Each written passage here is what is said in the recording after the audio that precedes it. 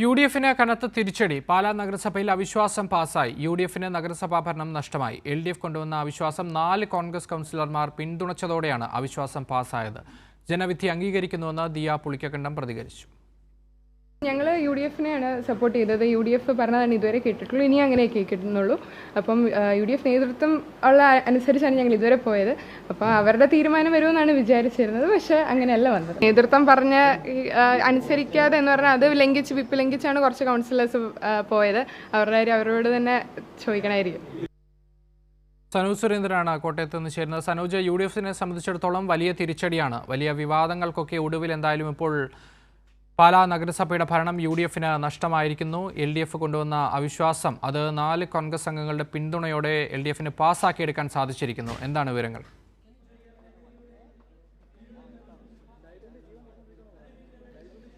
അക്ഷയ്, കഴിഞ്ഞ കുറച്ചു കാലമായി യു.ഡി.എഫിൽ ഉണ്ടായിരുന്ന അഭിപ്രായ വ്യത്യാസത്തെ തുടർന്നാണ് കോൺഗ്രസ് മണ്ഡലം കമ്മിറ്റി നിലവിലത്തെ സ്വതന്ത്ര അംഗങ്ങളായിട്ടുള്ള ദിയ പുളിക്കക്കണ്ടത്തിന് പിന്തുണ പിൻവലിച്ചുകൊണ്ട് പ്രമേയം പാസ്സാക്കിയത്. ഇതിനു പിന്നാലെയാണ് എൽ.ഡി.എഫ് പാലാ നഗരസഭയിൽ അവിശ്വാസം കൊണ്ടുവന്നത്.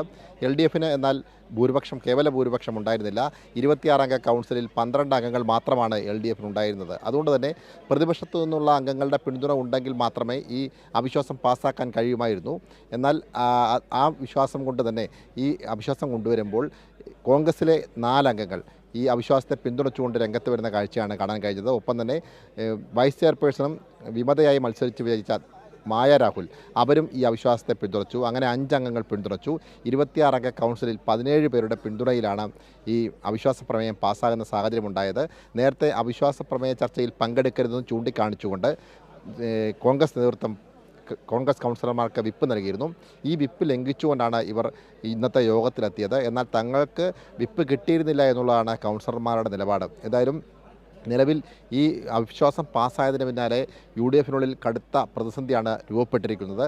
യു.ഡി.എഫിൽ കേരള കോൺഗ്രസ് ജോസഫ് വിഭാഗത്തിലെ 3 പേരും മാണി സി കാപ്പൻ വിഭാഗത്തിലെ 1 അംഗവും കോൺഗ്രസിലെ 2 അംഗങ്ങളും സ്വതന്ത്ര അംഗങ്ങൾക്കൊപ്പം നിൽക്കുന്ന കാഴ്ചയും മറുവശത്ത് 4 കോൺഗ്രസ് അംഗങ്ങളും ഒരു സ്വതന്ത്ര അംഗവും ഉൾപ്പെടെ 5 പേർ മറുവശത്തും നിലയുറപ്പിച്ചിരിക്കുന്നു. എന്തായാലും കടുത്ത രാഷ്ട്രീയ പ്രതിസന്ധി ഈ അവിശ്വാസ പ്രമേയത്തിന് പിന്നാലെ യു.ഡി.എഫിൽ രൂപപ്പെട്ടിരിക്കുകയാണ്. നിലവിൽ ഈ വിഷയവുമായി ബന്ധപ്പെട്ടുകൊണ്ട് പാർട്ടി നിലപാട് DCC പ്രസിഡന്റ് നാട്ടാവ് സുരേഷ് അല്പസമയത്തിനകം വ്യക്തമാക്കുമെന്നാണ് അറിയിച്ചിട്ടുള്ളത്. അക്ഷയ്, സനോജ്, എന്തായാലും പാലാ നഗരസഭയിൽ എന്തായാലും അവിശ്വാസം പാസ്സായ സ്ഥിതിക്ക് ഇനി എൽ.ഡി.എഫിൻ്റെ മുന്നോട്ടുള്ള നിലപാടുകൾ എന്തായിരിക്കും? അവരത് സംബന്ധിച്ച് പ്രതികരണം എന്തെങ്കിലും നടത്തിയിട്ടുണ്ടോ?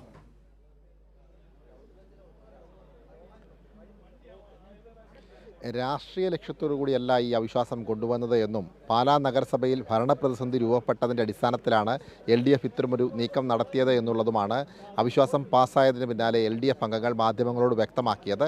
അതുകൊണ്ട് ആരെയെങ്കിലും കൂട്ടുപിടിച്ചുകൊണ്ട് അധികാരത്തിലെത്താൻ തങ്ങൾക്ക് താല്പര്യമില്ല, നേരായ മാർഗത്തിലൂടെ തന്നെ മുന്നോട്ട് പോകാനാണ്. എന്തായാലും UDFിനുള്ളിലെ കലഹം പാലാ നഗരസഭയെ വലിയ പ്രതിസന്ധിയിലേക്കാണ് തള്ളിവിട്ടത്. ഇത് അംഗീകരിച്ചുകൊണ്ട് മുന്നോട്ട് പോകാൻ കഴിയാത്ത സാഹചര്യത്തിലാണ് ഇങ്ങനൊരു അവിശ്വാസം കൊണ്ടുവന്നത്. അത് ഭരണപക്ഷത്തുള്ളവർക്ക് പോലും ഭരണമുന്നണിയെ അംഗീകരിക്കാൻ കഴിയുകയില്ലായിരുന്നു എന്നതിൻ്റെ തെളിവാണ് ഈ അവിശ്വാസം പാസ്സായതിന് പിന്നിലെന്നും LDF അംഗങ്ങൾ ആരോപിക്കുന്നുണ്ട്. നിലവിൽ വരും ദിവസങ്ങളിൽ ഇത് വലിയ ചർച്ചകൾക്ക് വഴി തുറക്കുമെന്നുള്ള കാര്യത്തിൽ തർക്കമില്ല. കാരണം 26 അംഗ കൗൺസിലിൽ ആർക്കും കേവല ഭൂരിപക്ഷമില്ലാത്ത ഒരു നഗരസഭാ കൗൺസിലാണ് നിലവിൽ ഉള്ളത്. അതായത് UDFിന് 10 പേരാണ് ഉള്ളത്. അതിൽ 3 സ്വതന്ത്ര അംഗങ്ങൾ, ഒപ്പം തന്നെ വിമതയായി മത്സരിച്ച് വിജയിച്ച 1 അംഗം, അങ്ങനെ 4 പേർ ഉണ്ട്. അങ്ങനെ 10 + 4 14 പേരുടെ പിന്തുണയിലാണ് UDF നഗരസഭാ ഭരണം പിടിക്കുകയും സ്വതന്ത്ര മുന്നണിയിലെ ദിയ ബിനു പുളിക്കക്കണ്ടത്തെ ചെയർപേഴ്സണായി നിയോഗിക്കുകയും ചെയ്തത്. വൈസ് ചെയർമാനായി നിശ്ചയിച്ചത് മായ രാഹുലാണ്. വിമതയായി മത്സരിച്ച് വിജയിച്ച അംഗമാണ്. LDFിന് 12 അംഗങ്ങളുണ്ട്. പക്ഷേ ആർക്കും ഭൂരിപക്ഷമില്ലാത്ത നഗരസഭാ കൗൺസിലിൽ വരും ദിവസങ്ങളിലെ രാഷ്ട്രീയ നീക്കം ഏറെ നിർണായകമാവും. അക്ഷയ്, ശരി. സനോജ് സുരേന്ദ്രനാണ് കോട്ടയത്ത് നിന്ന് വിശദാംശങ്ങൾ നൽകിയത്.